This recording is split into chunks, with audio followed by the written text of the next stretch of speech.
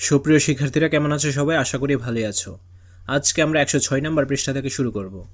আর এই রিডিংগুলো অবশ্যই তোমরা নিজেরা ভালোভাবে পড়ে নিবে। আমরা এখন 114 নম্বর পৃষ্ঠায় চলে যাই।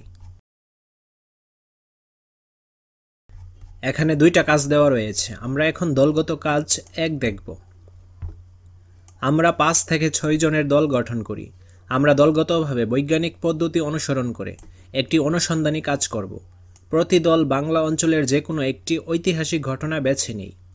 পাঠ্যপুস্তক ও বিভিন্ন উৎসের সহায়তায় ওই ঘটনা সম্পর্কিত তথ্য নিয়ে দলে আলোচনা করি। যেমন আমরা যদি নীলকর বিদ্রোহ নিয়ে দলে কাজ করার সিদ্ধান্ত নিই, তাহলে নীলকর বিদ্রোহ হওয়ার কারণ, প্রেক্ষাপট এ সম্পর্কে বিভিন্ন ইতিহাসবিদের মতামত ইত্যাদি তথ্য নিয়ে আমরা একটি পোস্টার বা পাওয়ার পয়েন্ট প্রেজেন্টেশন তৈরি করব। চলো এখন আমরা দলগত কাজ 1-এর অ্যান্সার স্ক্রিপ্টে চলে যাই।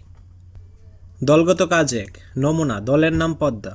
দলের সদস্য সিয়াম, অলোক, অনুপম, সারা, মাইমুনা, সিফাত।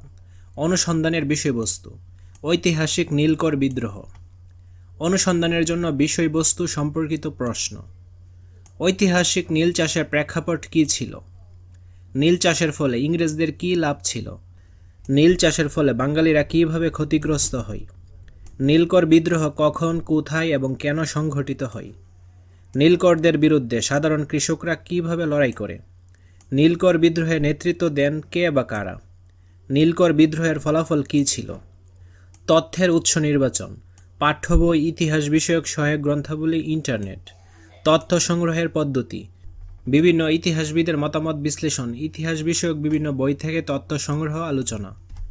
সময় ও বাজেট, অনুসন্ধানী কাজটি 2 দিনের মধ্যে শেষ করা হবে। কাজটি করার জন্য বিভিন্ন উপকরণের প্রয়োজন হতে পারে, তাই এখানে 200 টাকা বাজেট ধরা হলো।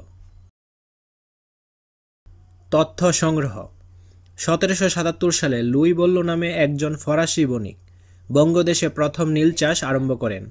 পরে কেরেল ব্লুস নামে একজন ইংরেজ বণিক ইংরেজদের নীল চাষের লাভ সম্পর্কে বোঝান। অন্যদিকে ইউরোপে শিল্প কারখানাগুলোতে কাপড়ে রং করার জন্য প্রচুর পরিমাণে নীলের প্রয়োজন হতো। ইউরোপে নীলের দাম ও চাহিদা ছিল প্রচুর। এমতাবস্থায় ইস্ট ইন্ডিয়া কোম্পানি বুঝতে পারে যে বঙ্গদেশে নীল চাষ করতে পারলে প্রচুর লাভ হতে পারে। তখন বিহার ও বাংলা অঞ্চলে ইংরেজদের হাতে ছিল। তারা এখানে প্রচুর পরিমাণ নীল চাষ শুরু করে দেয় এবং উৎপাদিত নীল ইউরোপের দেশগুলোতে চালান করতে থাকে। কোম্পানি প্রতি পাউন্ড নীলে 6 টাকার মতো লাভ করতে থাকে। ফলে কোম্পানি এতটাই লাভবান হতে থাকে যে বাংলা অঞ্চল এবং বিহারে তারা অসংখ্য ছোট বড় কুঠি স্থাপন করতে থাকে। আর এভাবে বাংলা অঞ্চলে নীল চাষের পরিধি বাড়তে থাকে। ইংরেজরা প্রথমত ভারতবর্ষে আসে বাণিজ্য করার উদ্দেশ্যে। পরে বাংলা অঞ্চলের ক্ষমতা দখল করলেও তারা মূলত এই অঞ্চল থেকে সম্পদ ইংল্যান্ডে পাচার করত। এই অঞ্চলে তাদের আগমন ও বসবাসের একমাত্র উদ্দেশ্য ছিল সম্পদ লুট করা। ইংরেজরা বাংলার কৃষকদের উৎকৃষ্ট জমিগুলো নীল চাষ করার জন্য বেছে নেয়। জোর করে কৃষকদের হাতে চাষের খরচ বাবদ কিছু অর্থও তুলে দেয়। একে বলা হতো দাদন। এই দাদনের টাকা সুদ সমেত আদায় করে নিত নীল সংগ্রহের মাধ্যমে। কৃষকরা বছরের পর বছর নীল চাষ করে জোর করে ধরিয়ে দেওয়া দাদনের ঋণ থেকে মুক্তি পেত না। কোনো কৃষক নীল চাষ করতে না চাইলে ইংরেজ কুঠিয়ালরা তাকে কাছারি বাড়িতে ধরে নিয়ে ভয়ঙ্কর রকমের নির্যাতন করত। বাংলার কৃষকদের সবচেয়ে উর্বর জমিগুলোতে খাদ্যশস্যের পরিবর্তে নীল চাষ হতে থাকে। ফলে বাংলার সাধারণ কৃষকরা অপরিমেয় দুঃখ দুর্দশার পতিত হয় এবং নানাভাবে ক্ষতিগ্রস্ত হতে থাকে।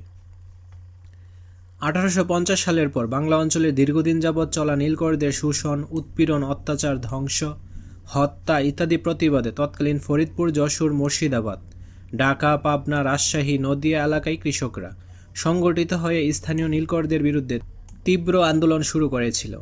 পত্রপত্রিকায় নীলকর ইংরেজদের অত্যাচারের কাহিনী ছাপা হতে থাকে। কৃষকরা প্রতিটি গ্রামের সীমানায় কোনো এক জায়গায় ডাক রাখত। নীলকর গ্রহণকারীরা কোনো গ্রামে ঢুকে অত্যাচার শুরু করলেই কেউ না কেউ সেই ডাক বাজিয়ে বাকিদের জানিয়ে দিত। এ সময় কৃষকরা যাদের কাছে যাই পেত তাই অস্ত্র হিসেবে ব্যবহার করত। ভাত খাওয়ার থালাকে তারা মোক্ষম অস্ত্র হিসেবে ব্যবহার করত।